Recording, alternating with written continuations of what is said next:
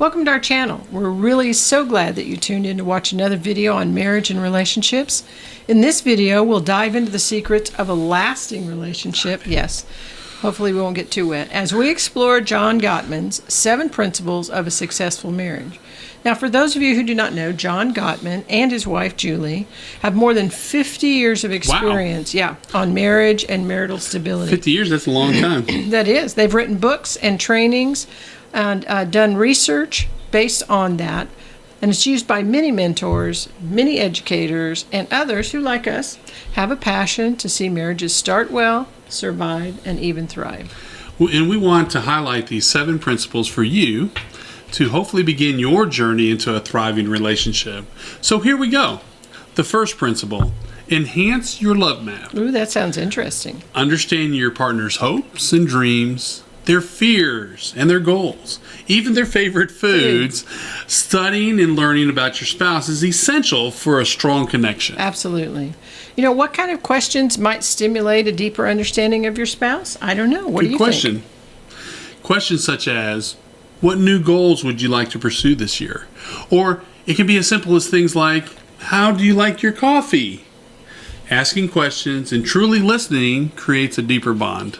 It might be, how do you like your tea? Oh, yeah, some people prefer tea. That's right.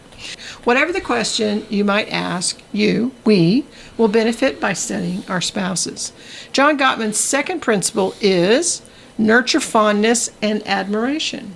So, expressing appreciation. Saying thank you for things like putting the dishes in the sink, or fixing me a cup of coffee, or sitting down to watch something with me, or any kind of things like that, but expressing appreciation. You know, I've heard a lot of couples say that they very seldom say thank you to each other. That's not right. No. It focuses on the positive aspects of your partner's character, and this can increase feelings of love and respect. Like, I appreciate the fact that you bring me coffee in the morning, Greg. So in the mornings, do you really appreciate me more or the coffee? Well, because I'm not a morning person and my flesh really likes that coffee, I do appreciate you a lot more after the coffee gets into my system. Once it kicks in, I really appreciate you a bunch. So thank you. You're very welcome. I just appreciate that you love my odd sense of humor. Well, yes, I do. And on to the third principle, or for some people it's the third principle, turn towards each other rather than away. Small amounts of connection, like responding to bids for attention, or leaving love notes, or making the other's favorite dinner, and so many other things reinforce the trust and create a culture of responsiveness. Absolutely. Turning towards your partner when you need connection instead of waiting for them to see that you need them. And of course, taking the time, often in each day, to hear and respond to each other. So I shouldn't just go into the living room, flop down on the couch, fold my arms, and stare at you? Well, I may get a reaction, but maybe not the right reaction. Yeah, it might not be. You know, Greg, Gottman's studies have found that at the 6-year mark, the follow-up, couples that stayed married had turned towards each other about 86% of the time more. That's good. Than couples that got divorced, which only averaged about 33% of the time. Wow, that's a big difference. So the research indicates that this is an important part.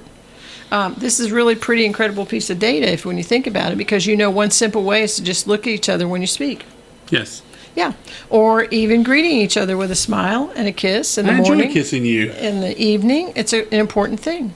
Now, on to the fourth principle. Let your partner influence you.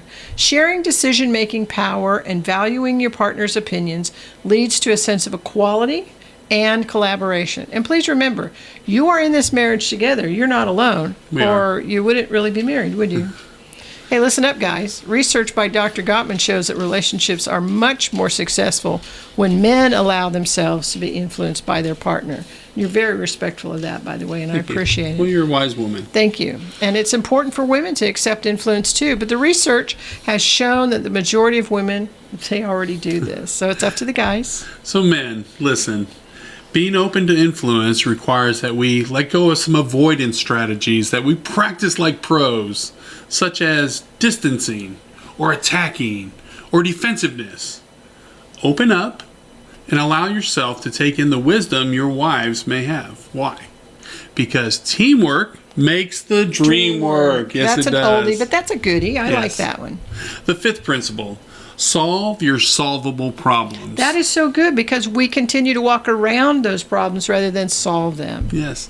So things like making yourself disconnect from distractions, bringing work home, the stress home, and taking it out on the people that you love. Roles and responsibilities around the house, that can be a problem. Yes. So what are your expectations? Discuss it together and solve it. How about money problems? We need to go beneath the dollar value to understand what money means to each of us. We need to plan and budget and stick to it. And be open and respectful in our communication. Actively listening and compromise are key to resolving conflicts and mutually satisfying solutions. You know, that active listening part is so important. Active listening means you're looking at the other person when they're talking to you and you're not on your phone scrolling. True. Or going with the remote, going through what's on tonight on Netflix. I don't know. Yes. That's important. Those are all really good suggestions. Exactly. Now on to the sixth principle, overcome gridlock. Gridlock sounds like a traffic jam. Sure well, you does. know what? It can be. Gridlock are those areas of conflict that stem often from unfulfilled dreams. It's like traffic going back and forth, but nobody ever stops to settle what the reason or what the problem is. You know, sometimes it's just the slow guy way ahead of you that decides he wants to go below the speed limit on the freeway, which is not irritating to me at all. Sometimes it's not the feeling we cannot share desires and wishes with our spouse because we're walking around on eggshells. Yeah. And this can be a point of pain that leads to feeling stuck. You can feel disappointment, or you can even be resentful of one another. And it's important to talk about and try to understand your partner's needs and desires. Look for common ground. See the places or areas where you can help your partner fulfill some of those. Right. Acknowledging and respecting, then nurturing each other's deepest, most personal hopes and dreams. That's the key to growing and enriching your marriage relationship. I agree. Understanding and finding common ground, well, that promotes understanding and resolution. And the seventh principle, create shared meaning. Create daily or weekly rituals of connection. Take time to sit and share dreams or work on dreams. It's important. Find connection in a faith community or places of service that you can do together. Agree to and commit yourselves to taking time out of your week to share some time together in doing enjoyable activities. Yes. Building rituals, traditions, and a shared responsibility, a sense of purpose, strengthens your bond. This might include, as we mentioned earlier, sweet and loving goodbye in the morning and reconnecting reunions at the end of the day. I like that. Couples who take the time to develop shared meaning and goals are more likely to cultivate intimacy and a hallmark of mature and lasting love. I like that. I really do. That's what we call joint accomplishment, We do. by the way. And we'll talk about that, or have talked about that in some of our other videos. You know, by applying these principles, you can crack the code to a lasting relationship. Remember, it takes effort and commitment, but the rewards are priceless. We've worked hard for the last 30 years to build a good relationship in our marriage, and it does pay off. It does. So please join us for the next video, where we'll explore more deeply the first principle, enhance your love maps. We're Debster and Greg, and there is hope for your marriage. We love y'all and want the best for you, because when you have a better marriage, Well, your kids are going to have a better life.